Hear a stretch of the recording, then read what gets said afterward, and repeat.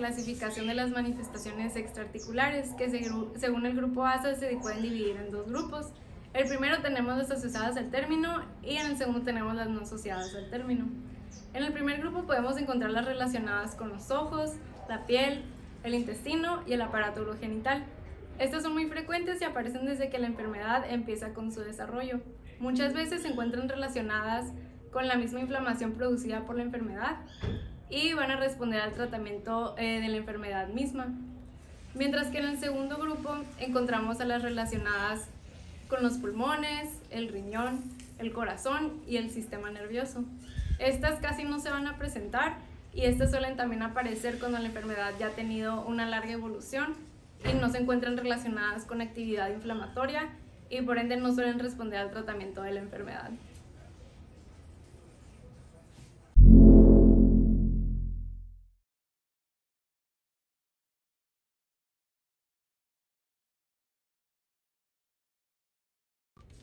Primeramente, en las manifestaciones extraarticulares tenemos el tipo de asociadas al término.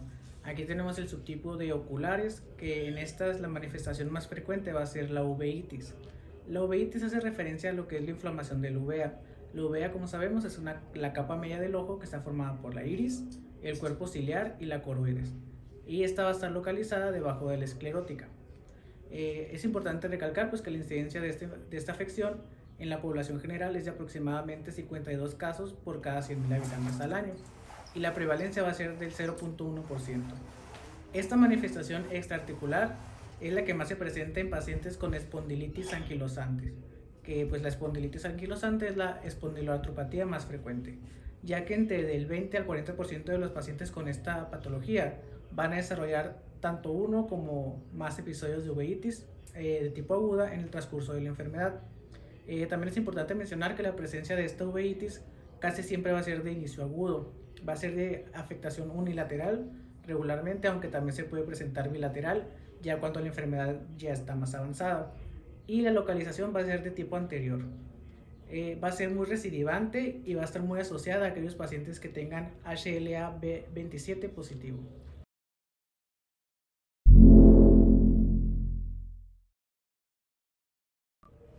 Bueno, ahora hablando de piel y mucosas, tenemos primeramente la queratodermia blenorrágica. Esta se observa en el 12% de los pacientes y es una erupción papular descamativa que predomina en la planta de los pies y que esta es similar a formas leves de psoriasis. También suele coincidir con episodios de artritis y por lo general no necesita tratamiento, ya que es autolimitada y en ocasiones se presenta de forma sintomática. Por otra parte, la balanitis circinada es una lesión eritematosa y finamente descamativa, que esta se localiza en el glande o en el surco balano prepucial. Esta se puede acompañar de úlceras pequeñas que rara vez son supurativas. En ocasiones pueden confundirse con procesos infecciosos. También otras estructuras afectadas son las urogenitales profundas, donde se encuentra por ejemplo la cervicitis, la salpingitis, la prostatitis y la orquiepididimitis e incluso también la enfermedad pélvica inflamatoria. Otras manifestaciones comunes son la psoriasis en placas, la hiperkeratosis ungueal y la balanitis igualmente. En pacientes con artritis psoriásica la principal manifestación es la psoriasis, mientras que en los pacientes que no tienen este tipo de espondiloartritis no se presenta con mucha frecuencia.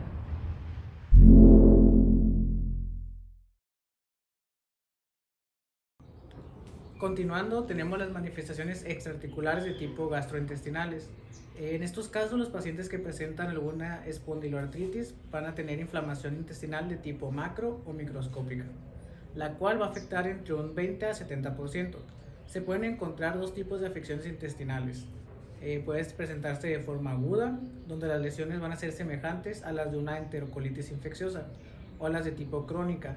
Generalmente van a conllevar lo que es una aparición de agregados linfoides o distorsión de las criptas. Esta puede evolucionar después a una enfermedad inflamatoria intestinal. Hay que aclarar que las principales enfermedades inflamatorias intestinales que presentan ese tipo de pacientes van a ser, por ejemplo, la enfermedad de Crohn, alguna colitis ulcerosa o alguna colitis indeterminada.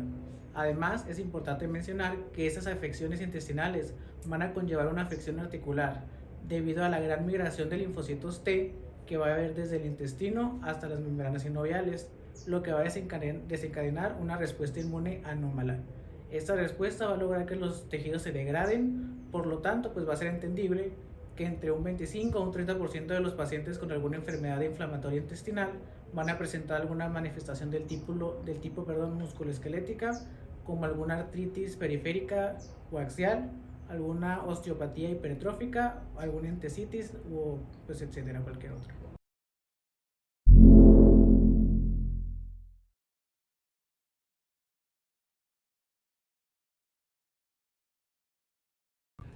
Bueno, ahora pasando al segundo grupo de las manifestaciones extraarticulares, tenemos las no asociadas al término.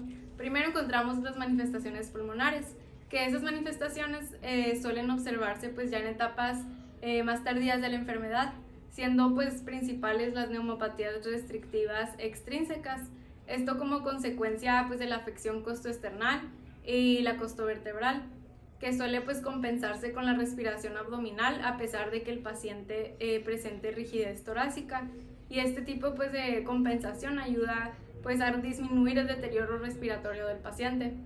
Por otra parte, en las etapas tardías también podemos encontrar fibrosis apical, lo que va a favorecer pues la aparición de cavitaciones y la posterior colonización por Aspergillus.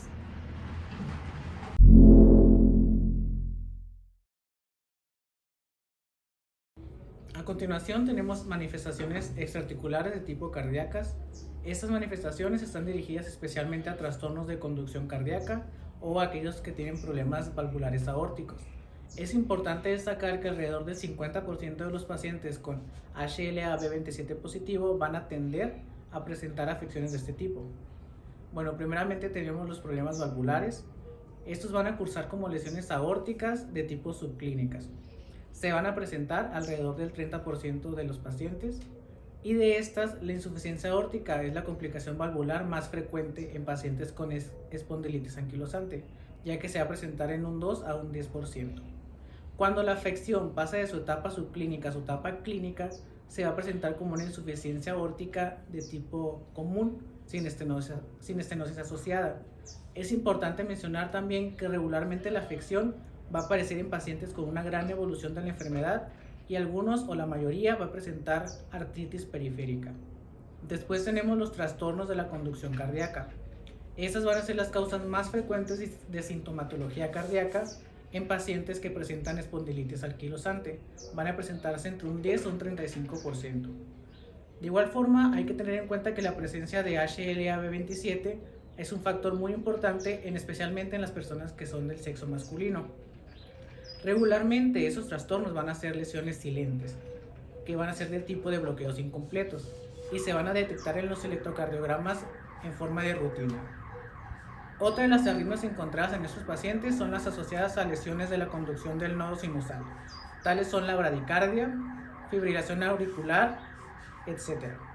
Aunque estas se consideran mucho menos frecuentes que las anteriores. Después tenemos las disfunciones miocárdicas. Estas pueden llegar a generar miocardiopatías por exceso de fibrosis miocárdica. Sin embargo, generalmente pues no van a ser tratadas, ya que estas no van a presentar alguna manifestación clínica destacable que pues ponga en riesgo la vida del paciente.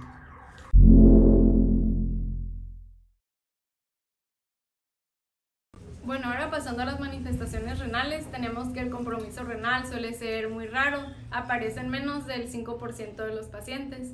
La amiloidosis secundaria en pacientes de larga evolución ha sido observada, donde existe pues un depósito de amiloide que se encuentra relacionado con la inflamación crónica, con proteinura progresiva y la reducción del filtrado glomerular, que puede resultar en insuficiencia renal crónica. Sin embargo, también se han descrito casos de glomerulonefritis asociada a los depósitos de inmunoglobulina tipo A.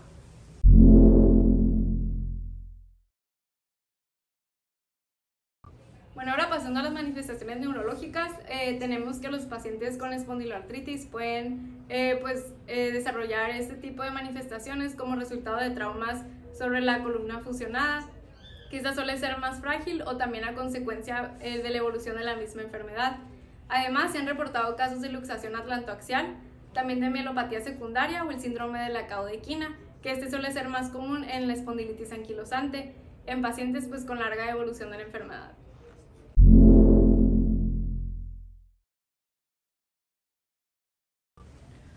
Por último, tenemos las manifestaciones extraarticulares relacionadas con osteoporosis y fracturas.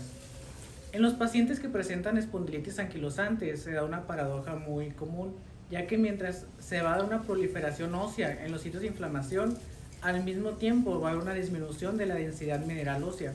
Esta disminución va a aumentar el riesgo de fracturas de 3 a 8 veces, más que en cualquier otra persona de la población general.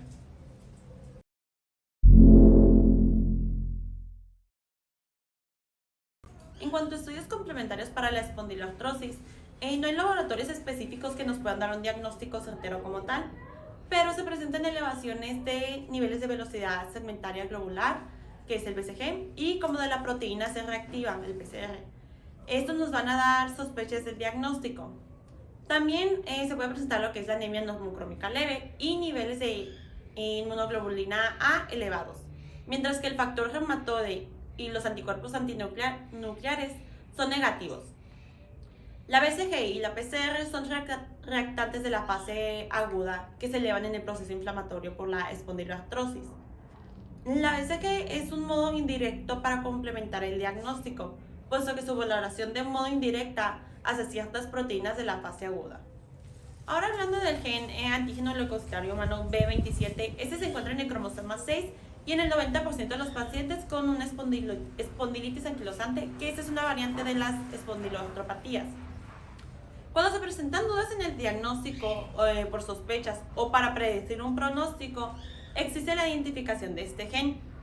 Esta es la prueba de laboratorio más útil en pacientes seleccionados, dado que el HLA-B27 se involucra en la producción de antígenos claves para la patogénesis de la espondiloartropatía. Esto es a través de anomalías en la presentación de antígenos y o posible plegamiento incorrecto de la molécula. Esto puede dar cambios en los perfiles de expresión genética y eventos de señalización posteriores para alterar el comportamiento celular. Esto va a implicar la señalización de estrés o formación de dímeros de la cadena pesada. El gen LH27 es considerado el biomarcador de diagnóstico por excelencia, mientras que la BCG y el PCR son biomarcadores de seguimiento de la actividad.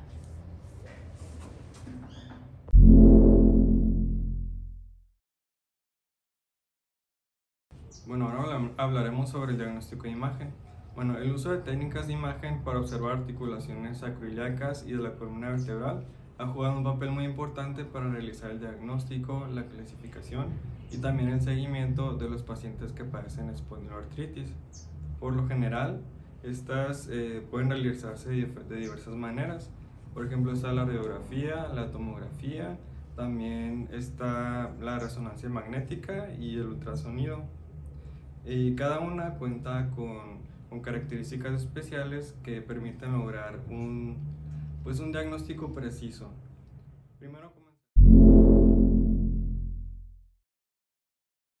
Primero comenzaremos hablando de la radiografía. Este por muchos años ha sido el método más utilizado para evaluar las afectaciones producidas por la espondiloartritis. Debido a sus bajos costos y también la facilidad de operación, ha sido el método de elección. Bueno, los hallazgos que son comúnmente encontrados en una radiografía son, por ejemplo, erosiones, proliferaciones óseas, también mineralización ósea normal y también la proliferación ósea es en entesis. Por lo común, el primer cambio radiológico encontrado en la espondiloartritis es la erosión de la porción ilíaca de la articulación sacroiliaca.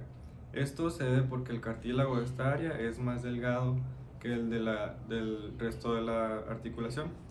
Entonces, conforme la erosión progresa, se presenta un aparente ensanciamiento de la articulación. El hueso reparador se deposita detrás de la erosión y esto se observa en la imagen radiográfica. Finalmente, la erosión puede terminar en una fusión total de las uniones sacroiliacas o en una anquilosis. Las alteraciones de la columna vertebral pueden ser varias.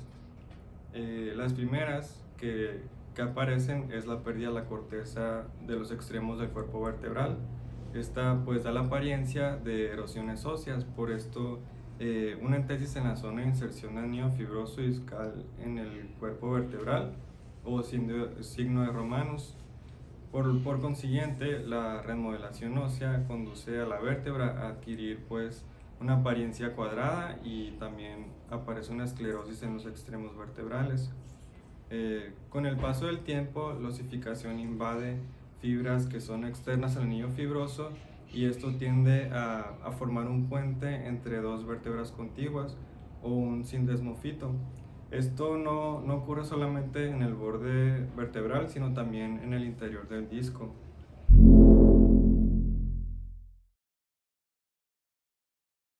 A lo largo de los años se han descrito 3 métodos para cuantificar los cambios radiográficos en una espondiloartritis. Estos han sido validados y se ha demostrado su sensibilidad. Estos son el BASRI o el Bad Ankylosing Spondylitis Radiology Index, el SAS o Stroke Ankylosing Spondylitis Spine Score y el SAS modificado. Primero, el BASRI trata de una clasificación que es global sobre toda la columna cervical lateral y la columna lumbar anterior y lateral, además que también evalúa la unión sacroiliaca. Cada sitio es puntuado del 0 al 4, según el 0 es normal y el 4 ya hay una fusión que involucra al menos 3 vértebras. La suma de las puntuaciones de los diversos sitios da una escala del 0 al 12, donde pues va aumentando la gravedad, ¿no? En la afectación sacroiliaca, aquí solo se necesita que haya una puntuación de 2 para realizar el diagnóstico. El SAS va a evaluar las esquinas anteriores y también posteriores de cada vértebra lumbar y se puntúa por la presencia de esclerosis, erosiones, encuadramientos o sindesmofitos. Se puntúa del 0 al 3 según la afectación y el mayor puntaje que se puede obtener es 71, el cual representa que ya hay una columna totalmente anquilosada. Bueno, y por último tenemos el SAS modificado. Al igual que el SAS, evalúa desde el borde inferior de T12 hasta el superior de C1. Y aquí la puntuación va a ser la misma.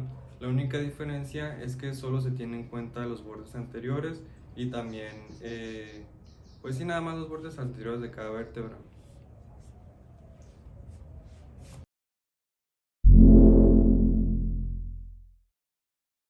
Ahora la tomografía computarizada. Esta nos permite visualizar pues los mismos procesos patológicos que la radiografía, pero aquí no se observa una superposición con otras estructuras. Se ha considerado por algunos autores el estándar de oro para visualizar erosiones situadas en articulación sacroiliaca, principalmente en etapas tempranas. Además, nos da la posibilidad de que podemos observar la anquilosis ocasionada por la sacroilitis, que es difícilmente visible mediante el uso de una radiografía. Pues sin embargo, esta técnica presenta algunas dificultades, como altos costos y también hay una alta dosis de radiación, principalmente en hombres. Debe ser indicada para evaluar el dolor inflamatorio, en donde la radiografía no muestre anormalidades en articulación sacroiliaca.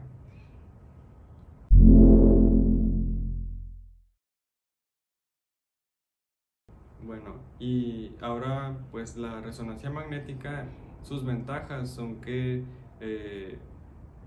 hay una capacidad de generar imágenes en múltiples planos.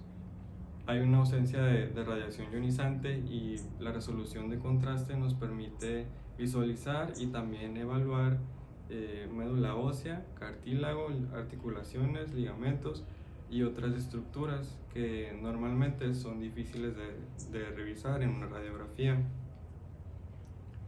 También pues, nos brinda la posibilidad de realizar un diagnóstico que sea temprano y que también nos sirva para demostrar que hay una inflamación de tejidos blandos y lesiones inflamatorias que sean dentro del hueso. Proporciona características de inflamación activa que no se pueden evaluar fácilmente mediante la exploración clínica.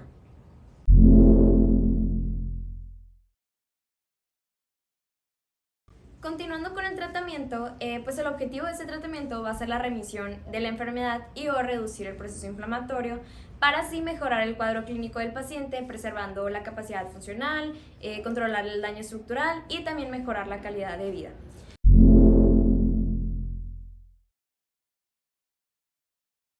Dentro del tratamiento farmacológico tenemos los analgésicos, que estos son utilizados en pacientes en donde no disminuye el dolor al utilizar los AINES.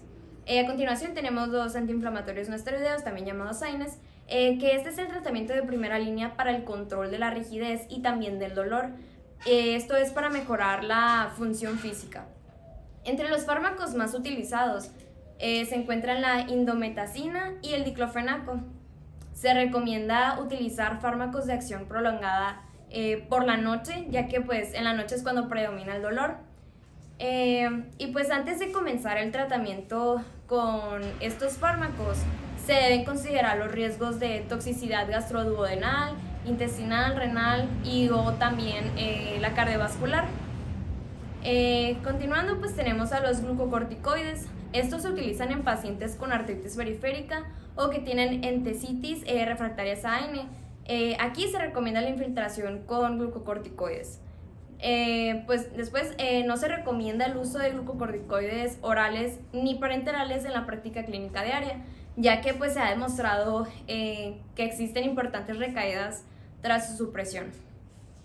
Después tenemos a los inmunomoduladores o inmunosupresores, y estos ocupan un lugar intermedio entre los AINES y la terapia biológica. Primeramente tenemos a la sulfasalazina, que este es utilizado en pacientes con afectación periférica predominante y para algunas manifestaciones extraarticulares como podría ser la uveitis anterior aguda o la enfermedad inflamatoria intestinal. También tenemos al metotrexato, la leflunomida y la ciclosporina A. Otros inmunomoduladores. Estos son utilizados en casos en donde los tratamientos previos han fracasado. Entre estos tenemos la aciotropina, la de penicilamina y también la ciclofosfamida.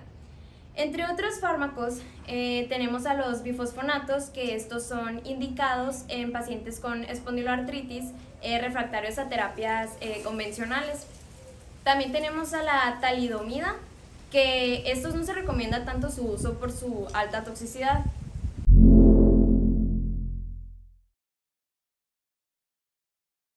Continuando con la terapia biológica, en la espondiloartritis existe una expresión alta del ARN mensajero del TNF-alfa en el infiltrado mononuclear inflamatorio del líquido sinovial. Pues al igual se presenta esta que ya mencioné elevada junto con otras citoquinas inflamatorias en el suero de los pacientes con espondiloartritis.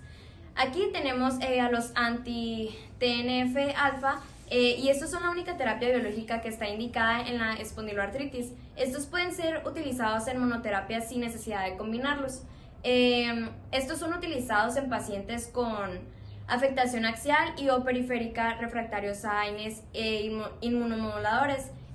Pues es eficaz en cualquier etapa de la enfermedad, aunque pues responden mejor a las etapas tempranas. No se ha demostrado que estos fármacos tengan capacidad de frenar la progresión radiológica ni tampoco el daño estructural que causa la enfermedad. Y pues estos son eficaces para disminuir las manifestaciones extraarticulares, como podrían ser la uveitis, la enfermedad inflamatoria intestinal, amiloidosis y también la osteoporosis. Estos se asocian a rebrotes al interrumpir pues esta terapia. Entre los fármacos están el adalimumab, que su dosis es 40 miligramos cada 2 semanas por vía subcutánea, el etanercept, que pues su dosis es 50 miligramos a la semana por vía subcutánea, infliximab, que su dosis es 5 miligramos por kilogramo cada 6 a 8 semanas por vía intravenosa, y el golimumab, que su dosis es 50 miligramos cada 4 semanas, y pues en pacientes que pesan más de 100 kilogramos y que no se haya alcanzado el efecto terapéutico esperado, después de 3 o 4 dosis se puede aumentar la dosis a 100 miligramos al mes.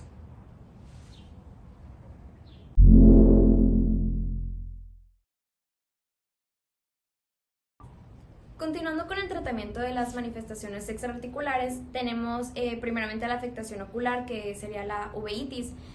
Los glucocorticoides tópicos son el tratamiento inicial para controlar la inflamación. Dentro de la afectación cutánea o también psoriasis, los tratamientos tópicos con corticoides derivados de la vitamina D o retinoides, emolientes y queratolíticos o fototerapia también.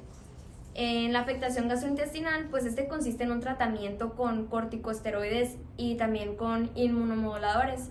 En la afectación ósea o osteoporosis, los bifosfonatos son el tratamiento de elección inicial en estos pacientes que tienen osteoporosis que están asociados a la espondiloartritis.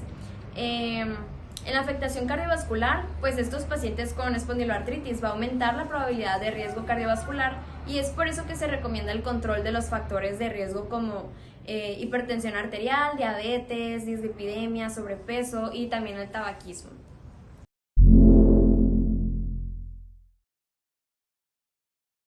Dentro del tratamiento no farmacológico tenemos la educación y el estilo de vida.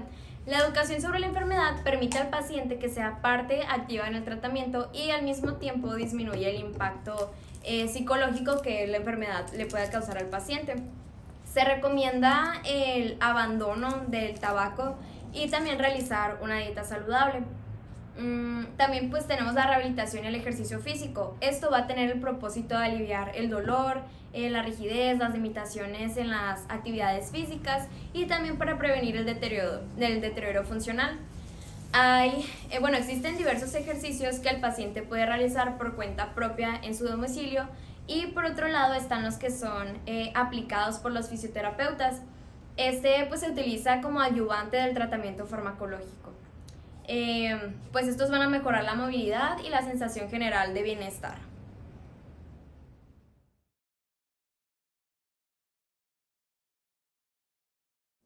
Continuando un poco con el diagnóstico de imagen, aquí se muestra una radiografía de una proyección lateral de columna en la que aparecen signos característicos de la espondiloartritis. Por ejemplo, hay una cuadratura de cuerpos vertebrales y una pérdida de su concavidad anterior. Esto está mostrado con las flechas blancas. Hay una aparición de sindesmofitos que esos terminan formando un puente entre las vértebras, y este puente forma un signo que se conoce como de caña de bambú. También se puede observar esclerosis y estos cambios pues se observan comúnmente en la espondilitis anquilosante. Como ya se mencionó anteriormente, las espondiloartritis se pueden diagnosticar mediante diferentes métodos de imagen. Aquí traemos una radiografía y una tomografía computarizada. La radiografía, esta es una proyección lateral de la columna lumbar, en donde podemos observar uno de los signos más característicos de las espondiloartritis, que es el del shiny corner o el borde reluciente. Este es producido por la presencia de una entesitis y una posterior esclerosis, y este signo también contribuye a la cuadratura vertebral. También en esta imagen se puede observar la presencia de sindesmofitos. Y la tomografía, esta es un corte sagital en donde más que nada se observan también los shiny corners o bordes relucientes.